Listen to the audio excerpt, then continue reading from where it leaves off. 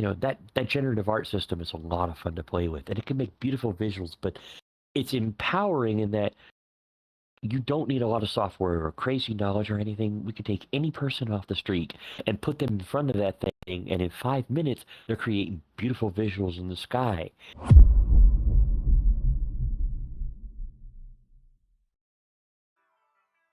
Hello, welcome to Metaverse Degen. I'm Lion. Raptor is currently working, so he won't be joining us, but I'm here joined by our wonderful guest. Hello, I'm Rue.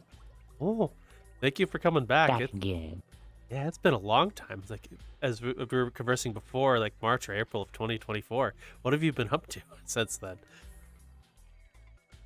Oh God, whole lot of things. Whole lot of things. Whole lot of things. Let's run through them. Everything grows so fast in here. Everything grows so quickly, and once you move from one project on to the next, something else is already coming up behind, ready to grab you. There's a lot of Been a stuff while, going man. on. So, would you Yeah. mind give us your rundown of some of the things you've been up to? Because you were mentioning you were part of Rain Dance shortly after then as well. What have you been doing? Um. Well, yeah. And after our last interview, we Kaleidosky was part of the Raindance Film Immersive Festival last year. We were nominated for Best Music Experience, and it was a wonderful experience with the Reverse Butcher and J-Flow, Starheart, and Hexy, Hmm. Vinixie, and a number of people from the VR Dance Academy. We had a great performance. I had a ton of fun doing it.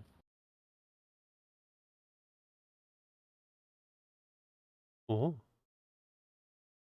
And that was a great experience. Great experience with Rain Dance, and I love seeing all the submissions every single year. This year's submissions as well. Everybody puts in such a lot of effort to do that. It's great to see the art community expressing in Vrchat. Mm. So, how much work went into your Rain Dance submission? What was it? Oh goodness, that took quite a bit of work. It was a collaboration between um, all of us to kind of put a story behind what we were doing, like falling down the rabbit hole in Mm. Kaleidosky. But it was more like falling down the digital rabbit hole and questioning things about identity and self. Um, and that's kind of where the exploration of the whole thing went, was, who are you inside? Who are you exploring? What are you? Each individual performer had their own kind of take on that. Mm. We wrapped it up. I know it was a one-time performance thing. Really well. Enjoyed it. Ooh. There's so many submissions every year that I really recommend that everybody check out the Rain Dance Immersive whenever it comes through. It's an exciting time of year because you see a lot of things presented all at once from a lot of really talented individuals. That it's something unique in here you don't see elsewhere. Ooh. And I believe they also show quite a few stuff, worlds, performances. I believe also this year or last year they had a band as well do a show, a few stuff like that. Yeah, they've you really never know what you're going to see because Rain Dance tends to bring all the immense creatives into one place. So the experiences tend to be something pretty overwhelming and intense. Mm. So was your submission you did last year, was that the first time you've ever submitted? Was a part of a submission for Rain Dance, or did you do stuff with them before? That is the first time that we had submitted. Really, the only time we had submitted. Just happened to have something for it. We did not submit this year. More of this year we decided to kind of watch and enjoy all the other people who had put in some amazing creations. And oh my gosh, there were some really good ones this year. Oh. So for your submission in particular, how did as you said, each person who was a part of the collaboration had their own story to tell? How did they tell their story within your performance or the performance? Say again. Ooh, so how did as you mentioned before, each member of the collaboration had their own story to tell during the performance? How do they how do they tell the story during the performance? Mm, mm, mm. So like with Hexy, theirs was done through modular performance. They did a lot of stringing together music, phrases, things like that. It's kind of a more difficult one to explain. Mhm. Um, Butcher did part of her Circle series of uh, inside of here. JFlow did a wonderful modular set. Ooh, All of it kind of really one of those things you have to be there for the experience than for me to draw down the entire of course. hour. Yeah, but we do have it recorded and placed up on YouTube to watch back Ooh. as part of. Would you mind sending me the link? We can put that in the description for the wonderful folks to click on and find. Yeah, that'd be great. Ooh. Definitely do that. So outside of Randance, what else have you been up to since our last conversation? Goodness gracious, travel, going to all the working the real life aspect of meeting Mm. all the people I've met in here as well, traveling to furry conventions and other places, seeing my people, working on closing the gap between VR and real life. Mm. So do you do that often? Go see people in real life, or is it been more recently? Or No, I definitely the past couple of years here have been working on meeting people as much as I can. mm. That's kind of been the benefit of you know meeting all these people in VR. Now I've enhanced my real life by meeting these people one by one individually, out and around. A lot of times at for conventions and things like that, or MagFest and stuff like that. I get to meet these people, and most recently at ShelterCon, I get to meet all these people who I've met in here and establish, relationships with people some I've known for years, but in physical form. Hmm. So when you met a lot of the people you've known here for a while, does your perception of the people change after meeting in real life, or does it reinforce what you already know? The funny thing is when you meet somebody from in here, a lot of times you already know them. It's like meeting them again for the first time. Hmm. It really is. You're you're you know them, but you don't really know them. But as you meet them and you see their little visual quirks and little things that they do, you're like, I know this person. Wait, this is the same person as I know in VR, the same body language, the same voice, same mannerisms. And then it all kind of gels you know, into them. You're like, I know it, I do know them. And you become familiar. And then now all that history you have with them suddenly kind of folds in, and it's an even better experience. You spent all this time online, but now you're connecting in a new way and more physical way, and you get to go create memories with them. And that's kind of the whole point of meeting with everybody in these conventions or big experiences is now, instead of just running into each other, we're out creating memories together. Like, ShelterCon was an amazing experience, meeting a whole bunch of people there, hugging them, going to the event, and watching people play, touring around San Diego. It was a wonderful time. It was a wonderful time, Or FWA in Atlanta, seeing the thousands and thousands of VR furries down there. Like, it's overwhelming the amount of people you run into and you know, how much it means to actually connect with those people and hug them because you've been speaking to them in here and sometimes unloading some of your most personal your most personal feelings and things like that. And to be able to finally come up, see them, hug them, and, well, while you're at it, party with them for a weekend, it's a lot of Mm. fun. And in my case, a lot of times I like to DJ those events because, when I have the afforded opportunity, because then I get to create an experience for them there at that live event that we get to connect with and make something special. That's always something really nice. I love. I'm always anxious to play live, but I do love the energy that it creates and the experience that it creates for people when they come off of it. How they just kind of are floating on a cloud. You know, Mm. it's nice. I'm glad to be afforded that opportunity. I haven't the luxury of meeting anyone in real life yet, so I'm only learning from you in this instance. Well, that means you have yet to get your hugs. So the time will come. Time will come. Oh, well, I hope it does one day.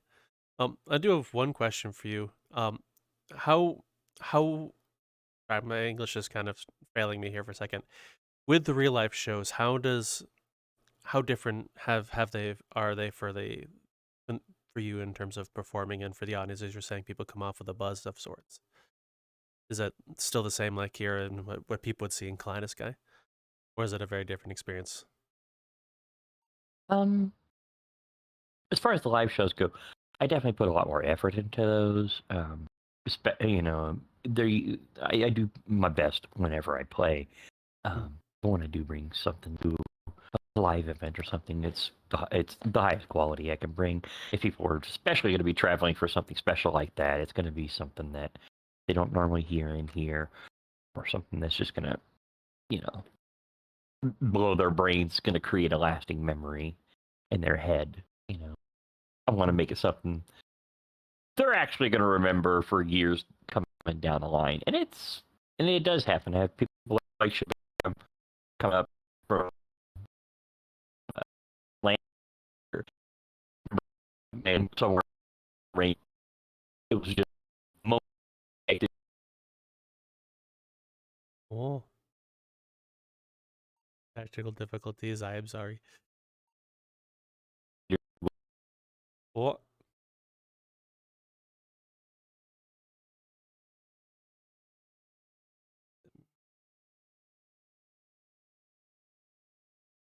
I want to be those. oh,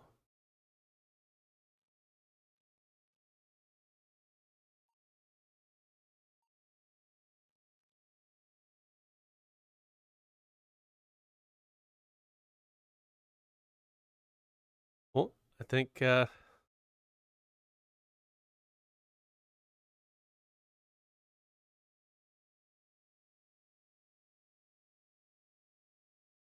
you back? Oh, thank you. Which one of us was lagging? I I don't know. I couldn't tell. I was trying to figure that out myself. To be honest with you, although things were It looked like moving, it looked like you lagged for a second there, and I was just everything kind of looks waiting smooth on it. to Like, me. Everything looks smooth to me. But I don't know. Vrchat now we're here. It's all good. Yeah. Well, to be honest, lags issues and stuff has always been one to one with any form of game or digital thing. You can't like be online and avoid lag at all. It's almost come synonymous with the area. Yeah, that's just kind of why we just sit and go. And anyway, Anyway, I did miss the entire thing you said, unfortunately. how badly? Yes. Next question. Next question. It's on record. Fair enough. Alrighty. Well, how many live shows have you done then since the last we talked? As you mentioned, you did Oh ShelterCon God. as well as the furry conventions. Has there been a lot? That one.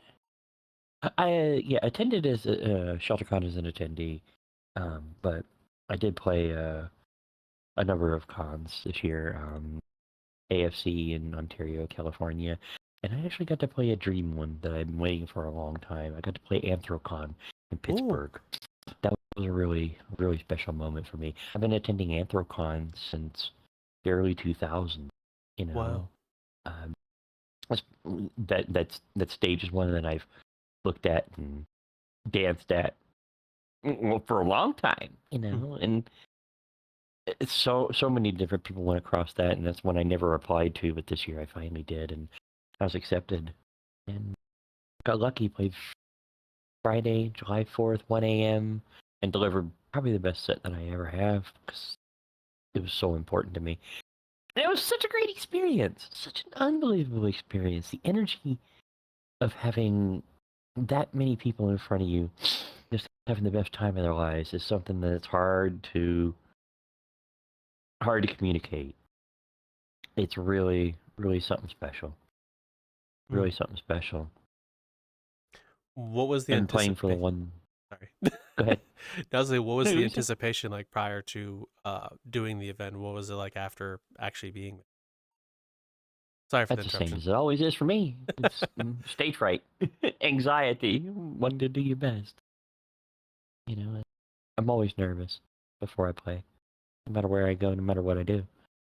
But that's part of it. I put that away. I tuck that away, and just get up and do what I'm doing because I know it's a ton of fun, and I love the magic it creates for people. Mm. Ooh. I remember there's a quote, there's a couple of DJs that shared a train of thought with me based kind of similar to the whole having anxiety prior to a show. And Yeah. I'm going to butcher what they said, so I'm going to give a generalization, which is having anxiety prior to a performance is important because it will show that you're going to be there in the moment when you're doing it and providing the best thing ever. When you're going without any, and or seeming confident in yourself or braggadocio to sense, you may not provide the same kind of quality experience for the audience as if you were nervous or anxious prior to it. I apologize if I butchered that.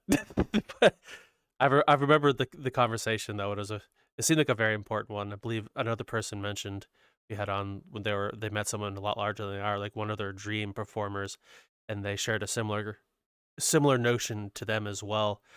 Because like they weren't expecting their dream artist to kind of say, "Yeah, I'm nervous," at the show they performed here in Vrchat, and so that came up, at least in thought, anyway, to what you just said. Yeah, I mean, it's one of those things where anxiety is there, but what that is what's behind that is the desire to do the best job, to present the best, possible experience for someone.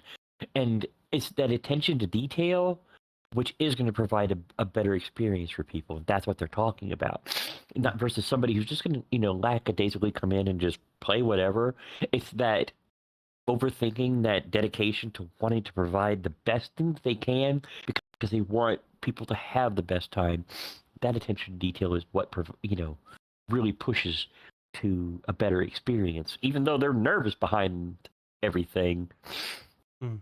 doesn't matter. That's what causes their focus to be so intense and do such a great job. I would Mm. agree with that. Mm. Besides the anxiety, what was the experience like playing for your dream set? It was wonderful because the nice thing about, doing all these, real life events is that when I look down at the audience in there, I recognize the faces. These are all the people, all the kids I've met and hugged like over the years here at the conventions, meeting from VR and meeting them in here, and now they're all in the front row of this audience with this big smile on their face, mouth hanging open, just rapt.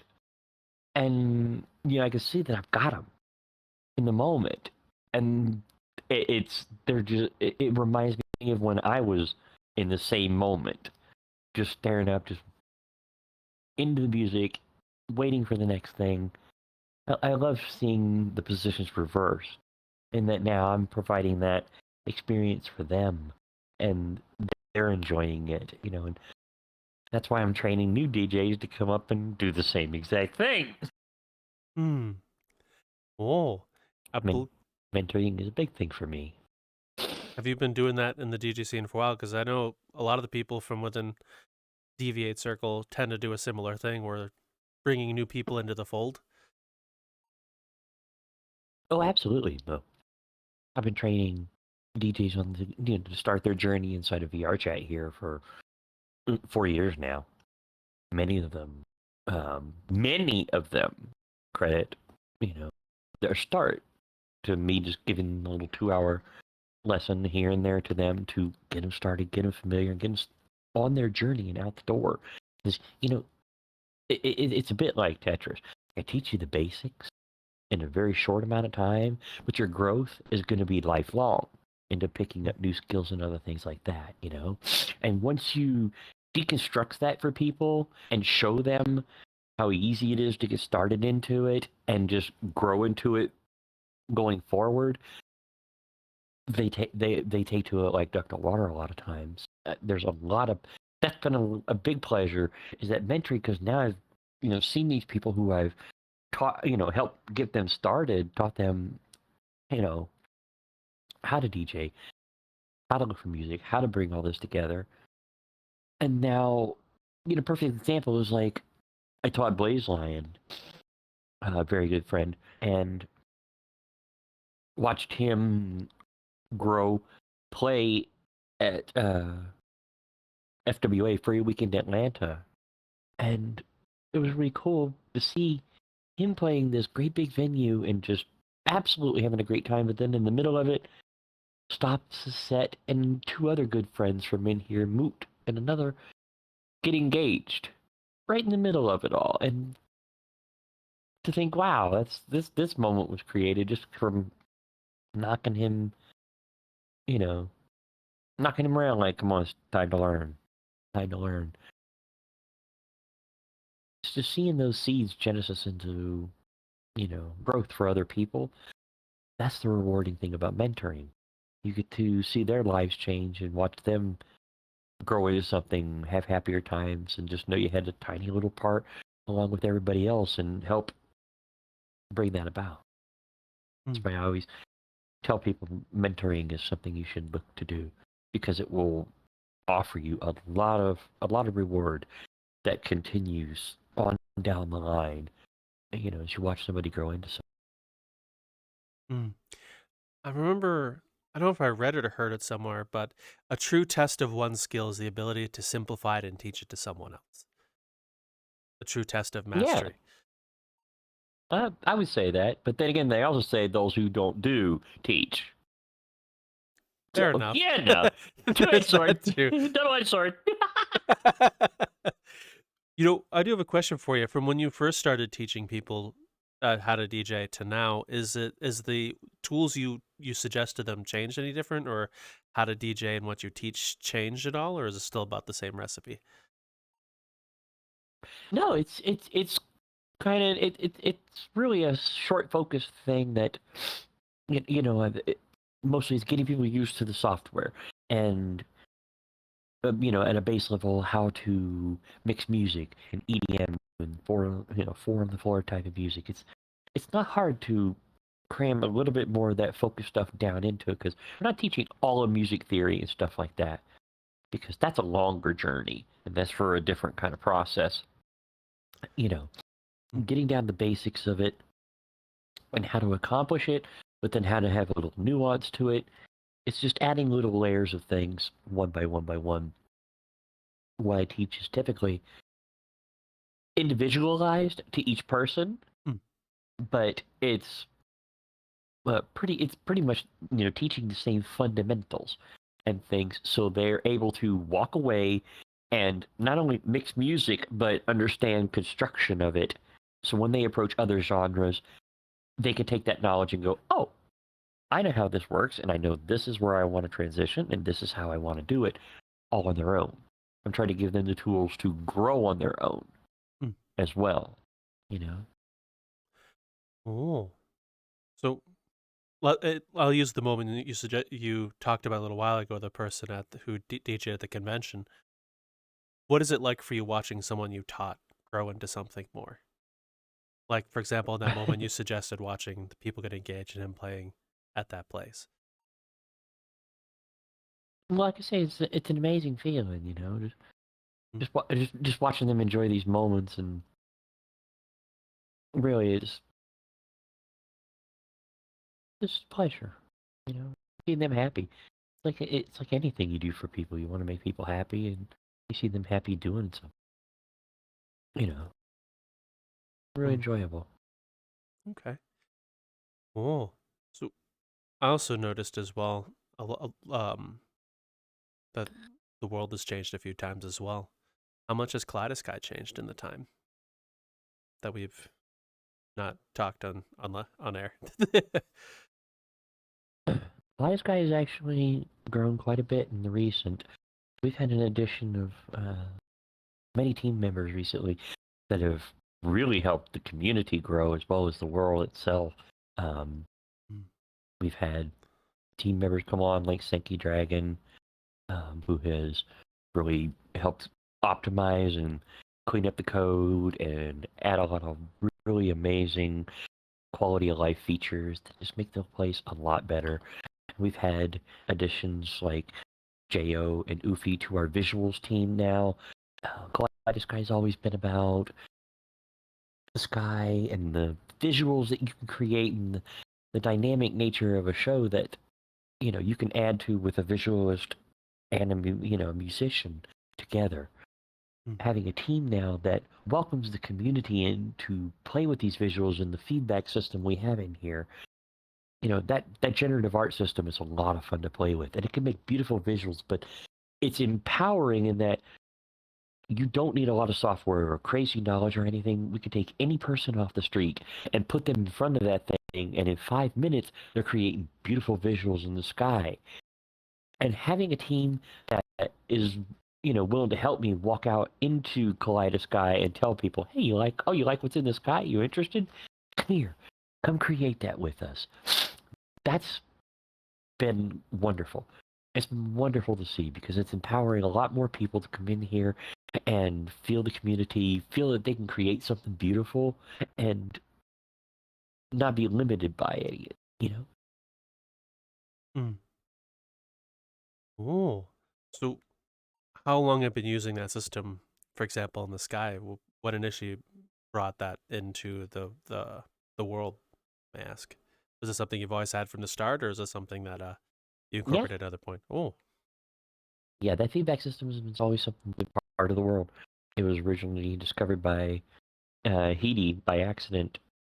I had asked Tara, hey, can we have a camera that can see and broadcast to the sky? bless you. Pardon me, I have a cold. Heck of a day for an interview. Um, and then she put a screen in the world that to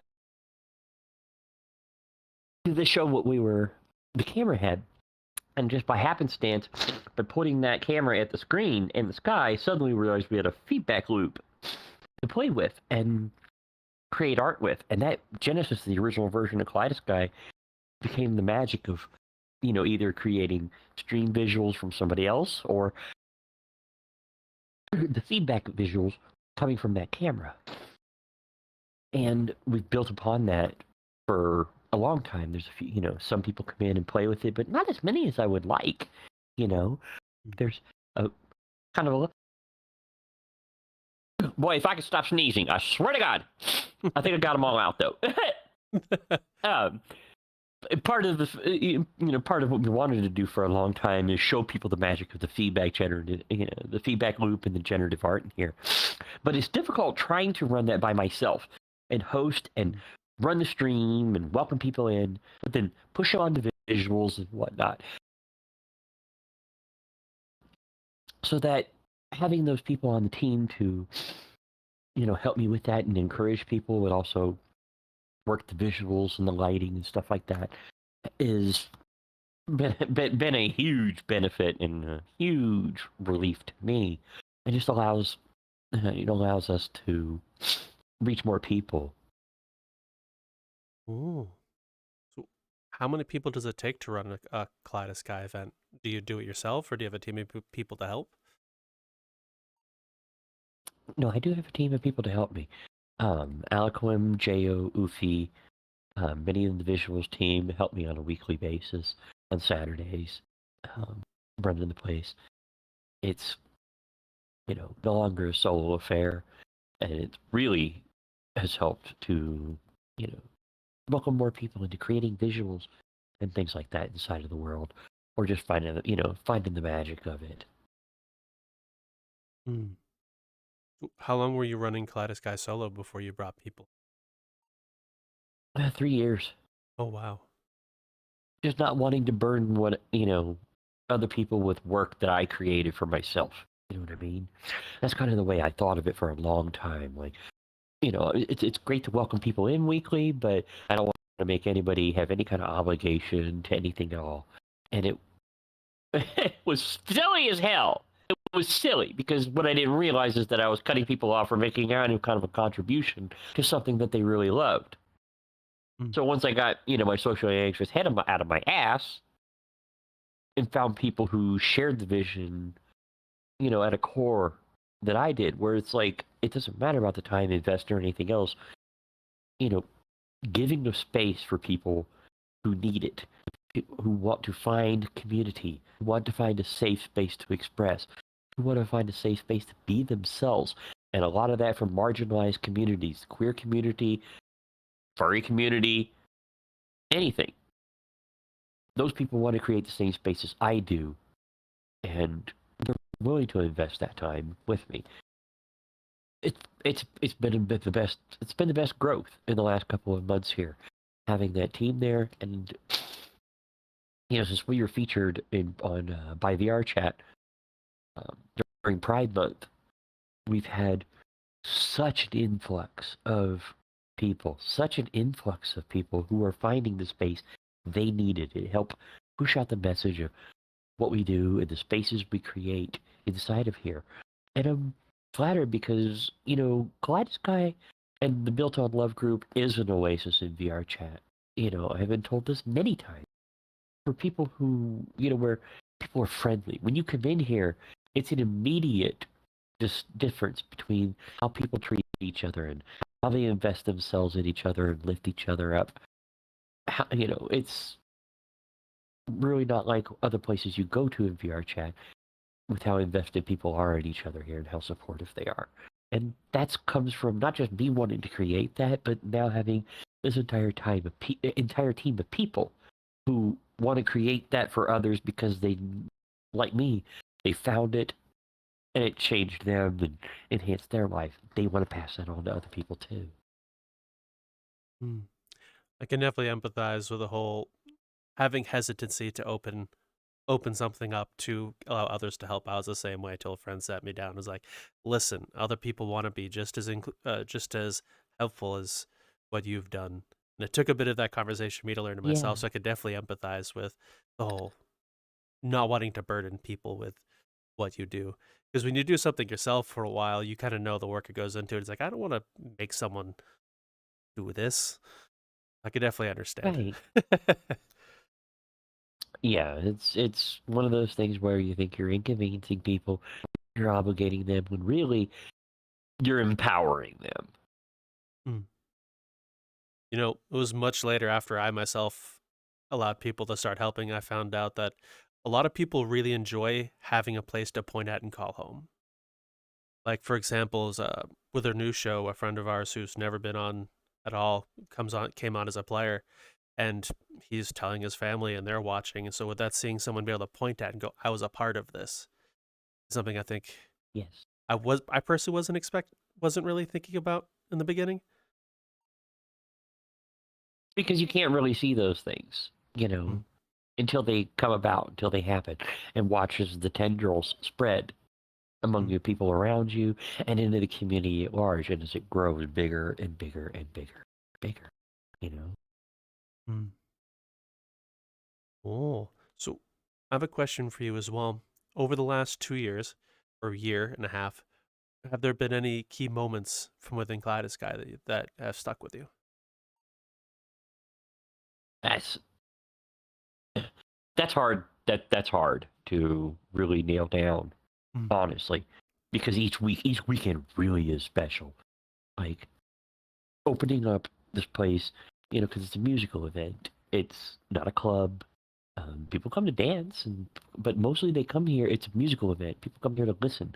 When the artists that come in here, they're not just DJs. A lot of times, they're also live performance artists or using hardware to make music. It could be anything, Mm. and the genre is not set. I tell people it's open format, but what I really give them is a challenge when they come in here. If you could play anything for people, what would it be? If you had a whole room of people who were there to listen to the music, what would you do? Create a journey for people, create an experience for people. And giving artists that kind of challenge a lot of times produces some absolutely amazing experiences inside of here. And each week, I get some of the best. I'm spoiled. I get some of the best artists who are creating something really outside their norm and special to come in and play for me in here every single Saturday. And I could just go through all the list of, wonderful experiences we've been given in here because someone took the extra time and effort to create something outside of their norm or something special. There's ones like Tamagomago from Japan. When he comes in, he always does a different kind of folk music. He's done Polynesian prayer chants, Southern hymnals, Russian folk music. We had Tibetan bells here recently. That it just the whole instance was cool. As people listened to these phone ringing through, it was a really, really serene experience that you just popping into a random club of VR, you're not gonna get. You're not gonna get. That's why it's something very special here, and to put out a singular moment out of all of it would be unfair to the rest of it, because everybody really creates something on that level every time they come in. That's why I'm so grateful. Mm. I have two questions, but I'll start with one before the other. Why do you think telling people if you could play anything is a challenge? Do people have like some preconceived notions they got to play a certain thing? Is that what people like, or do they have a normal they don't want to deviate from? Hello, friend. I hope you're enjoying the current video. We'd actually like to inform you that we do some other shows and content as well. We have a whole bunch of interviews from the Metaverse Degen podcast, which you can find over in the main YouTube channel or on Spotify. We also do a D&D actual play called Hold My L, which you can find on the same Metaverse Degen network channel as well as Spotify under Hold My L. If you're interested in either of those things, we create other shows and plan on making more in the future. If you want to check out our social media to find out when those new shows or other stuff we're doing is, feel free to go to metaversedegen.card.co. We have all of those links for you to watch. And we also have a Patreon over there as well, where we have been posting the pre-show content for Hold My L. So whenever like conversation or talk about things, maybe lore or whatever's going on, we post that over there as well. As well as we every once in a while pull stuff back from the vault from episodes long gone that are no longer on the channel. We'll post them every once in a while over there. Like for example, we have the old one where the first ever episode we pulled the Raptor on. But we'd like to give a huge shout out and thank you to those who have supported us over at Patreon, such as Exotrix, Rosen, Aliquum, Future Oracle, and Forbidden Zero. Thank you all so much. You're amazing, and enjoy the rest of your video. I tell them that because that's kind of how I approach, DJing and playing music myself. Because I think there's two different classes of things. There's you can approach it as a DJ, or you could approach it as an artist. And a DJ approaches it with, I've got a large creative music here, and I don't know what order I want to play it in. I'm just going to kind of play through it one by one by one. And the artist approach is more, I have 1 hour to play in, and I want to create a certain feel, a certain dynamic. I want to sweep people along, bring them down to a dark and vibing, sweep them to a big apex again, and then let them out. And each track is purposely placed, each thing is purposely planned all the way down and through. And both approaches are valid. Me, when I'm encouraging people to lean more towards that artist side of it when they're coming in, to create something and craft something more purposeful, because I know what kind of an effect it can have. And some people regularly do that, and some people never do that, and this is their chance to sit down and focus on that and do something more geared towards that. And that produces all kinds of wonderful things, really. Mm. Well, since you can't pick a couple of key moments, would you mind explaining a few of the different artistic performances you've seen that have stuck with you, like the bells and the chants you were mentioning before? Um, like I say, it's hard to pick Mm. one in particular, but that's kind of the gist of it. You Mm. don't know what you're going to get. Some people are going to do something more visually focused. Some people are going to do something more focused on their kind of style of music, their genre. Um, yeah, it really is difficult to pick any one particular set above all of the others. They're all amazing. Like, I can list them. There's Izakaria's played an amazing hard groove set I never heard before. One of the best I've heard in here. And Senki Dragon, when he does his afters, his experimental way he plays always brings smiles to people's face. It's it's truly something you just have to come experience yourself. It's hard to put into words and just sum up, because we do this every week, Mm. every single week. Ooh. How many different kinds of events do you run here now? Um, for the Built on Love group, we run Kaleidosky every Saturday. Mm. In an open format musical event. And we actually run another event on Sundays called Snuggly Sunday, which is more of a chill and chat, meeting creatives in Vrchat. I run that with Electro. Mm. It was a good way to just for us to sit down as friends and spend time, but then open it up to other people in the community. And it's an open format, kind of open decks DJ thing. Someone comes in, plays as long as they want. I don't have to worry about booking anybody or anything. It's very casual. But the idea is more, instead of an event kind of atmosphere, it's that more social atmosphere. Like Vrchat is great for what we all initially found. Um, but also a chance because I've met a lot of people in Vrchat. Really, really creative motherfuckers, I'm going to say. And it's really a good chance for people to kind of meet across boundaries and things like that because some people don't attend music events and don't find them interesting. But if there's an open chat room, or something like that, they're ready to jump in and talk to somebody like, what are you creating? What have you been working on? And, oh, what about this problem right here? Work together to solve it and things like that. That's where Snuggly Sunday kind of comes in. It's, a place for people to just meet up and talk, connect outside of the craziness and loudness of an 80-person event. Mm. I have found there's a good chunk of the average VRChat population has no idea music events or any of those kinds of events take place in VRChat, funny enough. I was in a few public instances before, and there are a good chunk of, like, Quest users and, I want to say, normal instance goers who, like, have no idea these things are going on, like, right over the radar for them. Yeah. It really is. Discovery has always been an issue thing, and that's why, I spoke earlier in the year with Tizzy and said, we need an events calendar in here. I remember going into Altspace and other places. In the first thing you saw when you walked in was events going on, things going on. You had something to do. It wasn't just find a public and randomly run into it.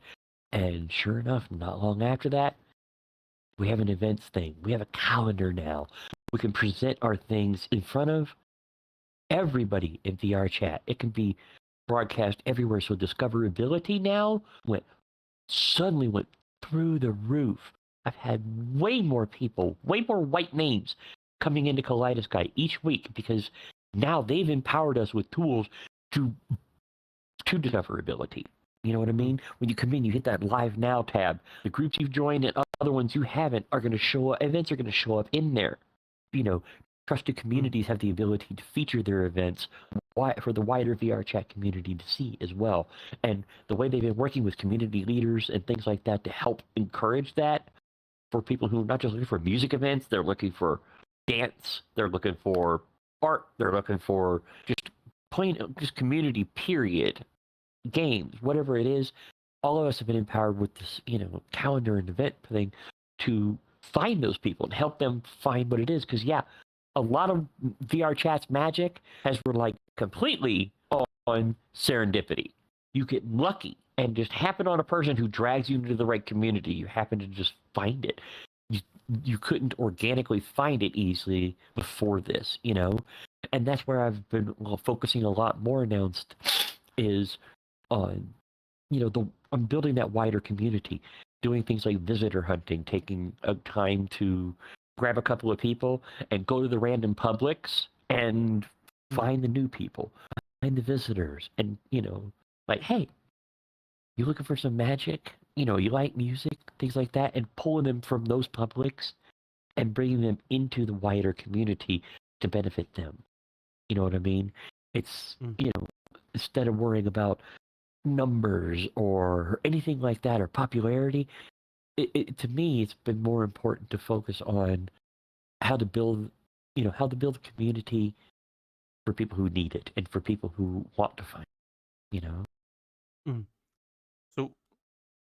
So the visitor counts for you, at least as a community, has gone up since the calendar has gone up. It's not the visitor. Well, it's new not the people, visitor counts. The new people visitors to you. to the place. Yeah, new visitors to us.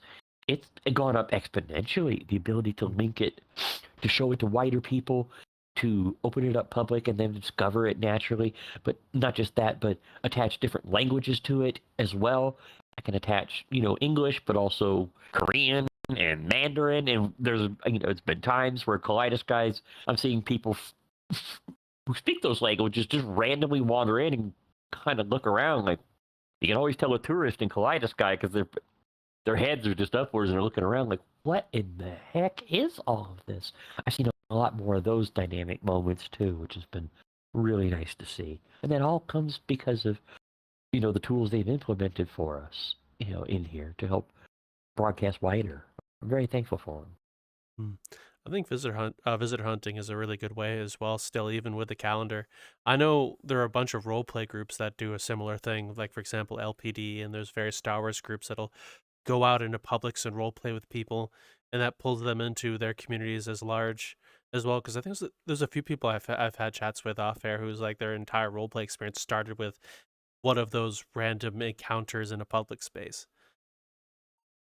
Yeah, I think it's up to us as community leaders to not just rely on people discovering it randomly, going out there and engaging people, and especially the ones who really can't find it as easily.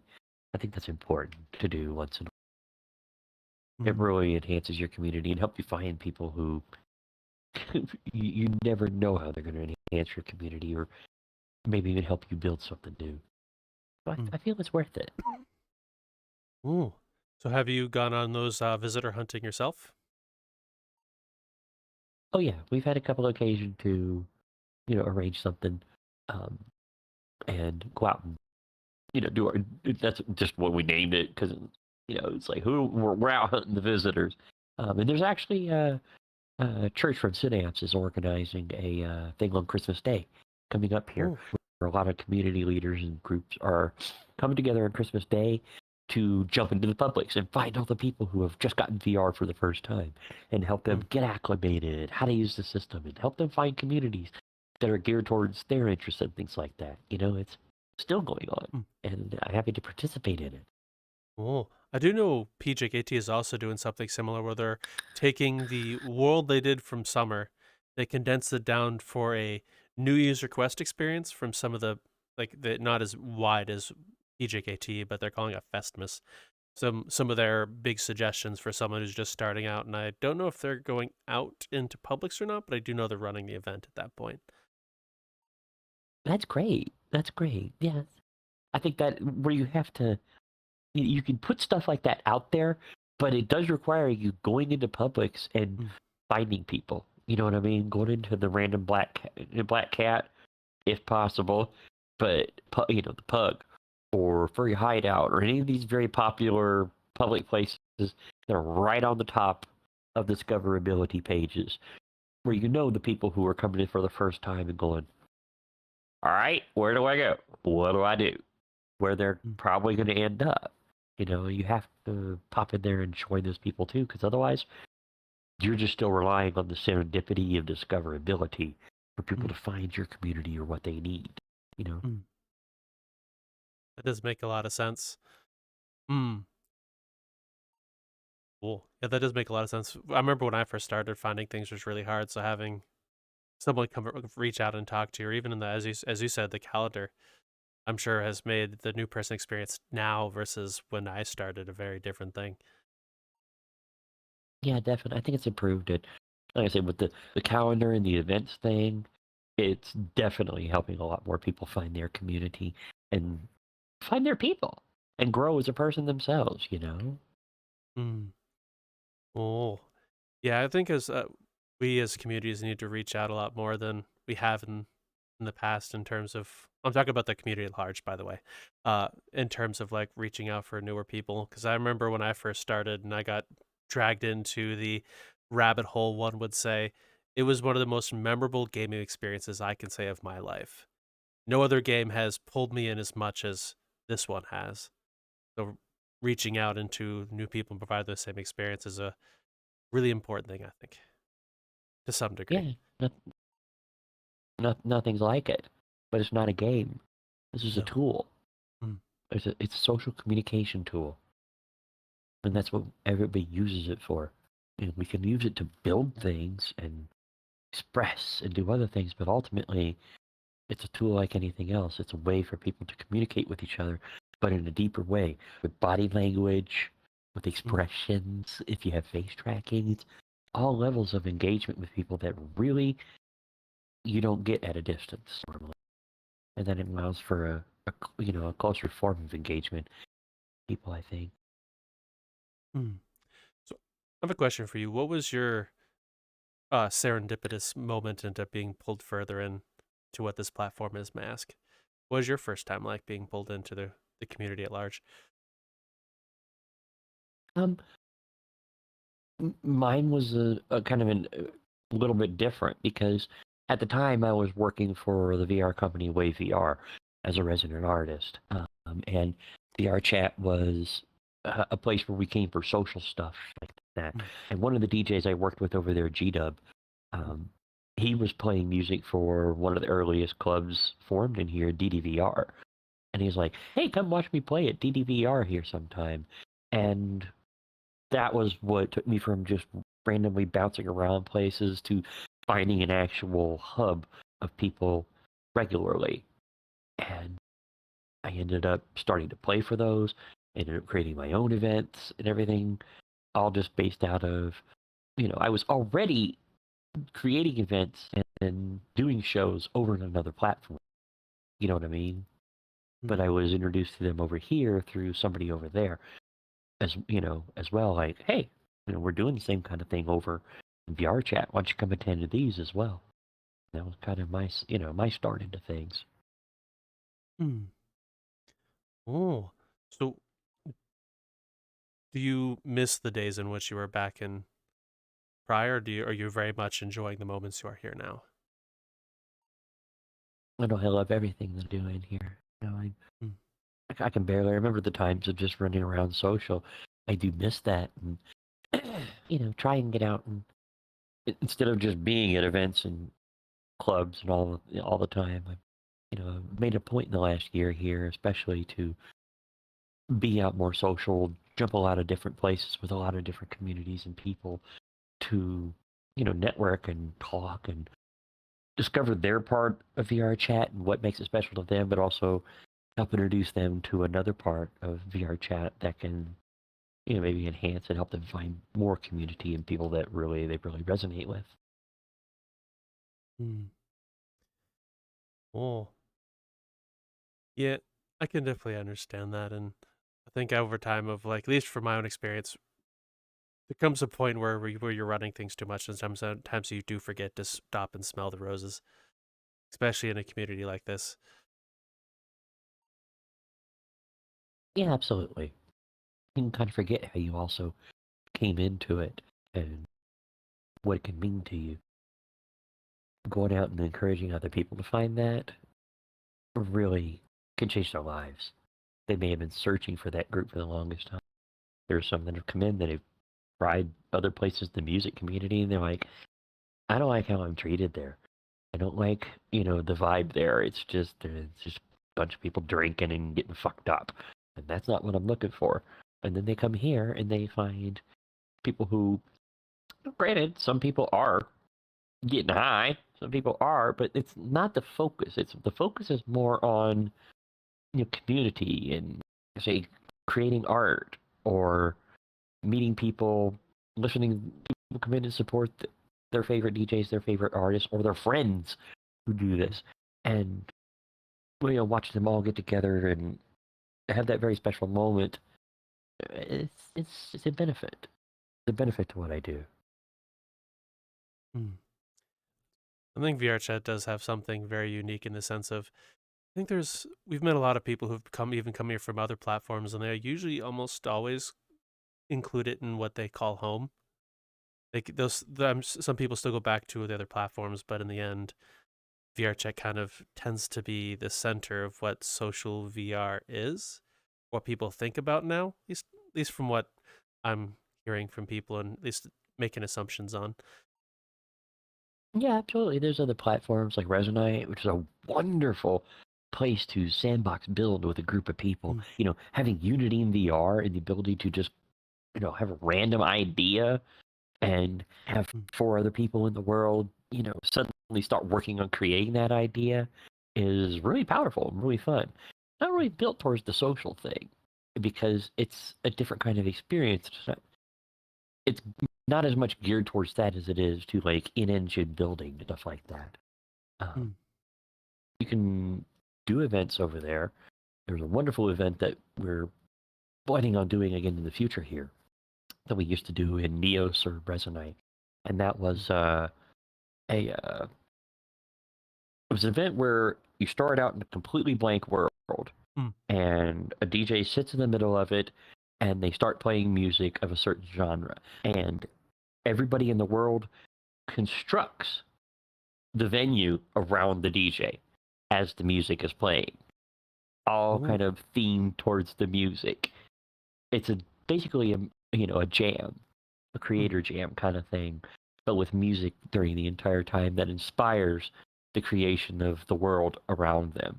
So for the next 2 to 4 hours, you see a world go from a blank space to, something grand and all put together by members of the community together. That kind of thing isn't possible here, Mm. but it is possible over there. You know what I mean? So different platforms can serve different purposes and needs, and you can find ways to engage people there. But VRChat itself has a unique ability of being much larger, much more focused towards having instances full of different kinds of people from different kind of places together. That makes it excel to especially creating music events and things like that. Mm. Then the community tends to be very welcoming in terms, at least from what I experienced in all the different games I've played. VRChat feels very accepting and welcoming as a community as a whole, from everyone I've talked to anyway. I think that's because you found your spaces. Because very much you can walk into public right now and find something the opposite. Mm. It's because you cater yourself and your spaces to the ones that are safe spaces, ones that are communities that have been built. Because a lot of people don't find that. A lot of people don't find that. You know what I mean? Mm. It's easy to forget you're in an echo chamber of one of the very small, many, many, many, social bubbles that make up the gestalt of VRChat. There's a whole lot of little bubbles of communities kind of sitting up next to each other that kind of bleed into each other once in a while. But for the most part, finding that circle of people is not always intuitive and not always easy, you know? You have a point. I do tend to sit in my own little circle of people, so I do appreciate you pointing that out. I had to find out the same thing for myself. Mm. You know what I mean? Yeah. I took for granted how I could always find places to be. There were always good communities and whatnot, but didn't really, remember what you didn't really think about the fact that there are just so many out there who, like you said earlier, they have no idea there's a music scene going on. They have no idea there's regular club events or, you know, live music where people are like Naku who or Starheart who play the piano, sing, and other things on a regular basis, where you can just sit in a world and vibe with them and enjoy that. And then suddenly they find it, and they're like, "This is what I've been looking for. This is exactly what I need to come in here and for the short time I'm in here and relax and enjoy myself and decompress from the freaking world out there." Mm, very much agree. You are. I do hope for the day that all these communities that we have come to enjoy is more known to the Vrchat as a whole. Because there's a lot of really cool people here. I'm gonna be honest, very regularly have I seen someone create or build something that has blown my mind. Like for example, I use all the time, but SNR Labs with what they're doing in their little pocket over there, mind blowing. Absolutely, SNR is really. I love seeing groups like them and others like PK who push the limits and boundaries of what's new, what's cool, and what's really visually crazy and impressive. And same with like SKKN on the Japanese side. It's not just the US, it's the EU, it's Japan, it's all these places where people are coming in and noodling around and experimenting and wanting to push the boundaries of what's cool and what's impressive and what tools we're given to create. It's really something amazing to see. Hmm, indeed. So may I ask, is there what's coming now for you yourself? Is there anything coming for events or anything you got coming in the future? May I ask? As far as events, Oh, we always have Kaleidosky. We have some special things coming here in January, but I'm looking forward to us pushing out our new version here very soon. We're working on adding some new special things in our new version. We have a nice little focused area for live performances, nice little cozy thing. Uh, got a few little special surprises coming from other creators in the community, like Zfic. Uh, we're trying to keep surprises, but the next big thing I think for us is pushing out our new version in the next year here, very soon, very soon. So the team has grown to include a lot more really talented and creative people, and the ideas that we can execute now, and the speed at which we can execute them now has changed. Instead of to a yearly update to ongoing updates. So I'm looking forward to being able to push those changes out for people so they can see the new place. It's really exciting. It's really exciting. hmm. So is the new world gonna keep the same look as this one, or is it a completely different layout? It's gonna keep the same kind of layout, but it's gonna be different. There's gonna be the whole downstairs area is gonna be a lot different. Um, it's it's exciting. It's exciting. It's the same kind of feel, but a different kind of look. And some, so like I say, some new special stuff ready to play with because I've always wanted to make it a playground. That's why there's a relax area here, there's an arcade downstairs, shuttles to go fly in because it runs for long periods of time. And the idea is for if people are going to be here a long time, give them something to do, something to play around with a little bit to make it more enjoyable while they're staying here, listening to music and visiting with friends. We're keeping that same aesthetic and that same vibe in the new version coming down the pipe. Just more fun things to play with and more areas to kind of sit away and watch the visuals and stuff like that. Oh, well, I'm excited to see what is different because the world is it's a very memorable one, the one you have now. Thanks. It's Like I've said before, there's many different valid ways to build inside of VR chat, whatever worlds you create.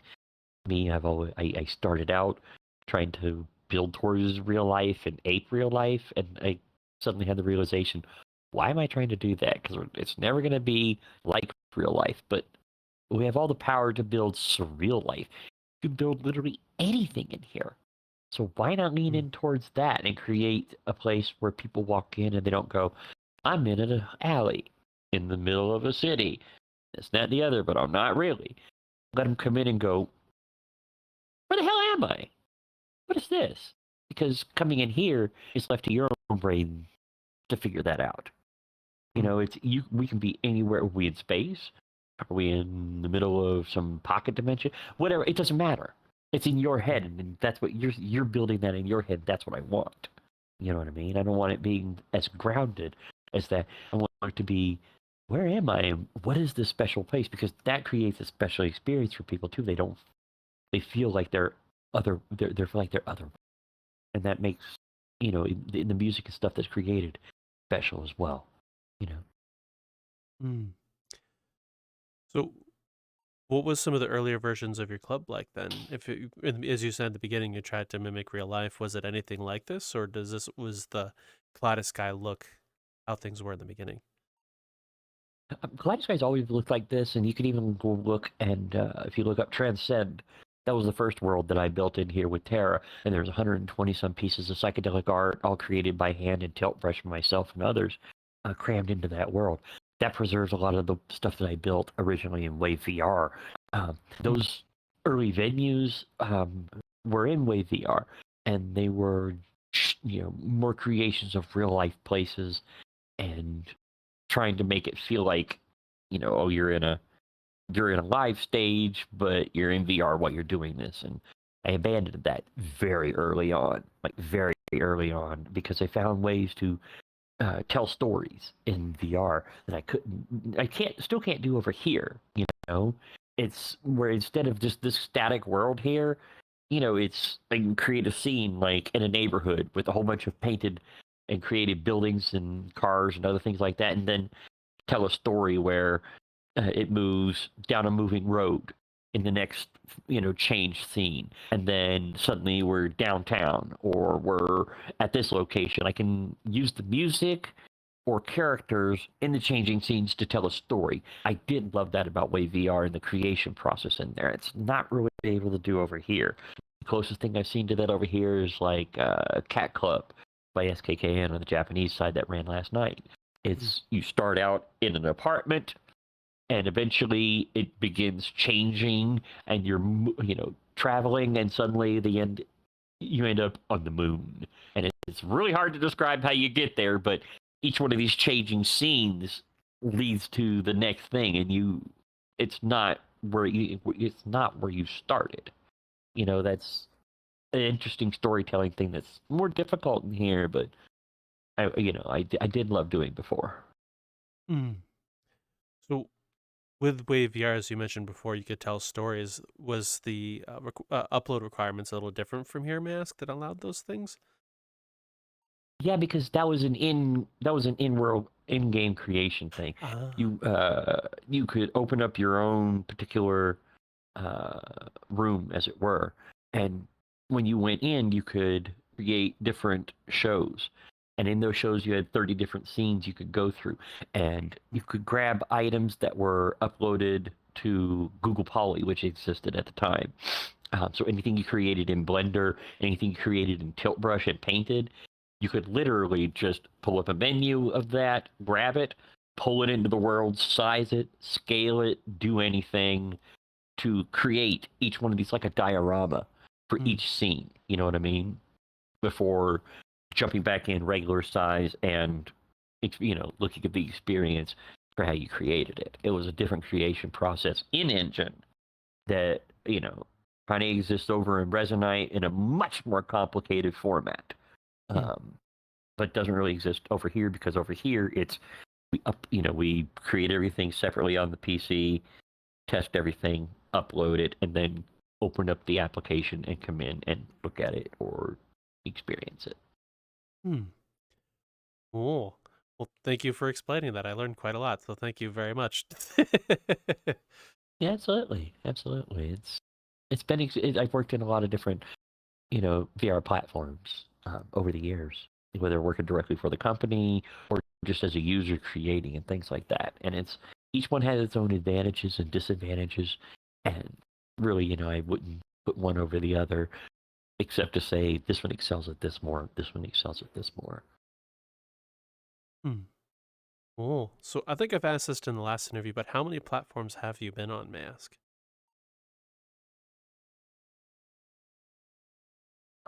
Let's see. Wave VR, Alt Space, Rec Room, Neos/Resonite, Vrchat. Built for all of them. Built for all of them. DJ'd in all of them. Was created worlds in all of them. Cool. Well, thank you very much, Rue, for your time. It's been an absolute honor chatting with you and hearing more about what you've been up to. It has been an absolute pleasure. So thank you. No, thank you. I always appreciate talking with you. It's always a great conversation. Always a great way to catch up with things.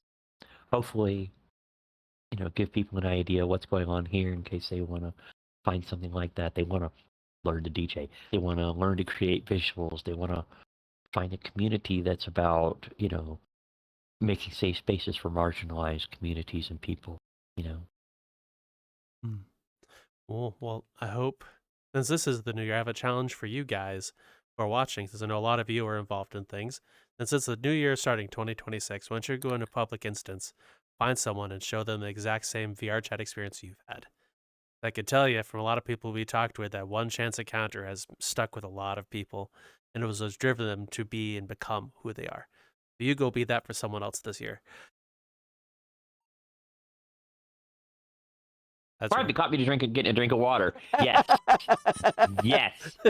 That would be the thing I encourage for the next year is let's help grow the community. Let's help find those people who need their community. You know what I mean? Let's make that our focus. And because it again, it's one of those things where once you see them find their people, once you see them find their community and watch them grow and blossom into themselves, it's the knowledge that you helped bring them out of that encourages you to want to go and do it more, Something that I tend to believe is helping others enjoy the experience you've had is a really good late game experience, for at least for social VR anyway. Because a lot of the conversations we've had, that one person who dragged them into their experience as a whole, that name is stuck with them. For example, we recently talked with the people who have built Mega Building, the Metaverse roleplay, and the person who brought them into VRChat roleplay, they still remember and spend time with, even though it's been a long time. So you going out there, pulling someone in and adopting a new questee or some new player will most definitely alter their experience as a whole and stick with them. Absolutely. It's worth it. It's worth it. I think it's how we all got here. Time to lift up some more people. And if anyone in the audience wishes to reach out and find you or Kaleidosky, where can they go? You can either join the Built on Love group, or you can just add me. 2 letters. RU. Can't miss it. Cool. Can't miss it. Can't screw it up. We'd love to have you. Love to have you come and join us. In our safe spaces. Well, all of the links for you to find will be right in the description down below for you to find. Or if you're in Spotify, same place, but on the episode description. You have to go a little farther to find it, but it'll be there for you as well. With that being said, thank you all for joining us. See you in the Metaverse, folks. I wonder if you can ride the train and go inside the fucking over there. That'd be cool. That would be cool. How big that wall is. It goes in there and goes around. Why? And it goes around. Oh, it does. Holy shit. Fuck yeah, it goes fucking around. I don't know where it goes. Like I said, I just got here. I don't know where everything is. Huh. I have to check this place out. Definitely. We're going to have to. There's another one. There's another one I got to show you that it's called the, yeah, hold on. Another one is called the Cozy Woods. That one's cool. Oh, okay. We're definitely going to check that out too. There's a bunch we're going to have to check out. Yeah, there's some new ones in.